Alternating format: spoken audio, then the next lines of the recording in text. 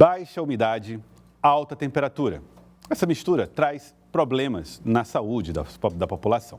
Um desses problemas pode ser o olho seco. Hoje nós vamos falar como prevenir, como tratar essa doença nesse período mais quente do ano no estado do Piauí.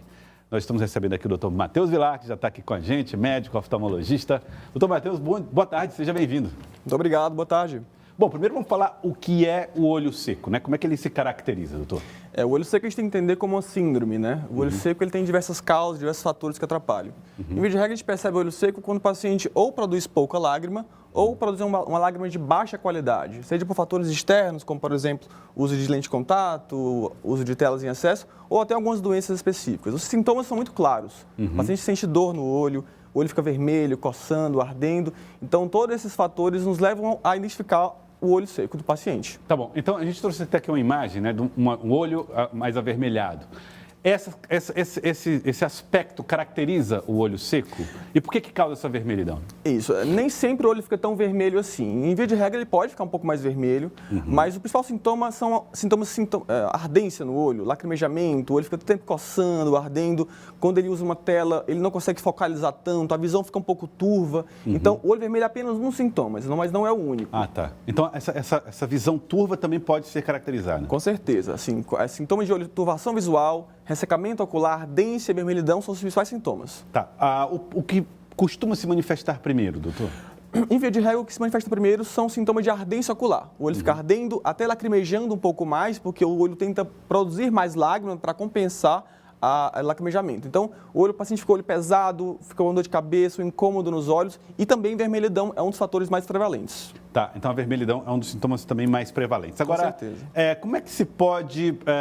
quais são as principais causas? A gente falou aí agora há pouco sobre a baixa umidade, mas o senhor também relatou outros, por exemplo, como o uso de telas. Com certeza. Eu acho que hoje nosso meio ambiente, nosso clima propicia muito esses sintomas. Por exemplo, o uso de telas. A gente passa muitas horas seguidas em frente à tela. Isso diminui o volume do piscar, a gente pisca muito pouco. E por isso, resseca muito os olhos, né?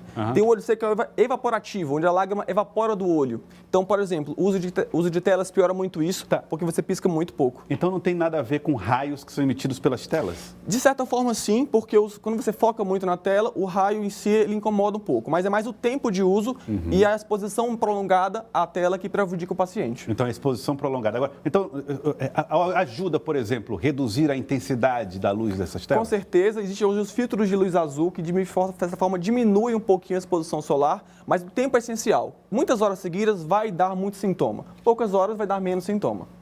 O senhor fez referência à luz azul? Esqueci. Isso, a luz de telas. A luz emitida por telas, celulares, computadores, tablets, é como a luz azul. É uma luz que incomoda muito o paciente e propicia muito o olho seco.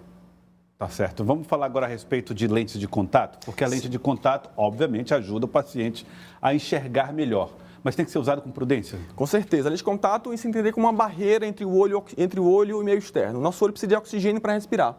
E a lente ela diminui um pouco o aporte de oxigênio na córnea.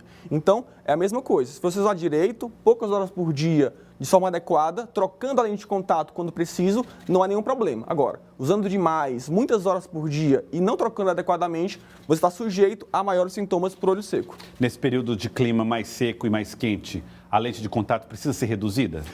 Eu diria que ela tem que ser usada não por conta do olho seco, mas o tempo adequado de cada lente, em torno de 8 a 10 horas por dia. Mais do que isso, realmente, tem pacientes que até um pouco menos, por conta que já tem outros fatores. Mas eu acho que o uso tem que ser moderado sempre, não só nesse momento de maior calor.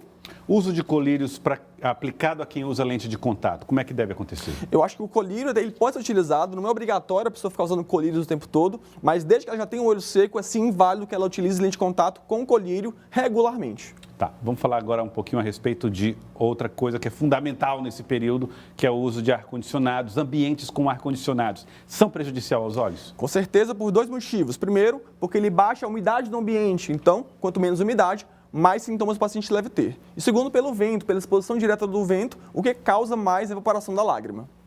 Então, olhos saudáveis gostam de ambientes naturais. Sem ar-condicionado, sem muito sol. Então, o olho seco piora muito no ar-condicionado. Infelizmente, a gente está sujeito a isso por conta do nosso calor. A pessoa faz a opção, né? A melhor a baixa temperatura do que as questões envolvendo os olhos. Agora, vamos a dicas de cuidados. Vamos começar com colírios. Muitas pessoas podem se automedicar. A automedicação faz parte da vida do brasileiro, o que é um erro, precisa ser corrigido. Isso vale também para colírios? Com certeza. O colírio é muito importante, ele faz parte de toda a nossa ação de tratamento, mas ele é apenas um dos fatores. Existem vários tipos de colírio lubrificante, nem todos são iguais. Muitas vezes as pessoas confundem colírios para clarear o olho com colírios lubrificantes. Não é a mesma coisa, tá? Eu acho que é importante você procurar o oftalmologista para que ele passe o melhor colírio para cada tipo de olho seco e para cada paciente. Mas realmente o uso de colírios nessa faixa etária, nesse quadro, realmente ajuda muito. Porque o colírio ele pode ter algum tipo de substância que seja além da lubrificação? Sim, existem colírios de diversas formas, né? Tem alguns colírios que eles geram embranquecimento do olho, são vasoconstritores. Eles muitas vezes são confundidos com colírios lubrificantes. Então o olho fica branquinho, mas ele não está lubrificado. O ideal é procurar um oftalmologista e procurar uma substância que seja realmente lubrificante para o olho. Existe algo que seja livre de indicação? Por exemplo, soro? O soro, é importante conversar com ele sobre isso, porque o soro ele tem sal na sua composição. Então, para jogar dentro do olho não é bem indicado, porque ele resseca mais a superfície. O soro fisiológico serve para a limpeza da parte externa da pálpebra. Dentro do olho não é bem indicado. Olha, isso é uma dica importante. Muita gente pode imaginar que o soro é livre, mas não é verdade. Não, dentro do olho só colírio lubrificante. Aí tem vários colírios lubrificantes com e sem conservante que realmente têm suas indicações pelo oftalmologista. Tá, então o caso que se utiliza para limpeza do olho, na parte externa, obviamente, o soro é em que tipo de doenças, por exemplo? Conjuntivite, por exemplo, o olho fica lacrimeio, o olho fica com secreção. Então você pode usar esse soro para limpar a secreção da parte externa. Agora, ficar lavando com soro, por exemplo, se cai alguma coisa dentro do olho, tudo bem, algum fragmento, alguma substância química que caiu, você pode limpar com soro, mas de forma regular, não. Muito bem, não é indicado, portanto, para a forma regular a utilização do soro. E outra coisa, a hidratação, beber água, influencia nessa questão do olho seco? Com certeza. Quando você está bem hidratado, você produz mais lágrima e tem menos sintomas de olho seco. As pessoas esquecem de beber água. Nós perdemos água o tempo todo, através da nossa fala, da nossa transpiração. Então, se manter bem hidratado é uma das chaves para ter menos sintomas de olho seco.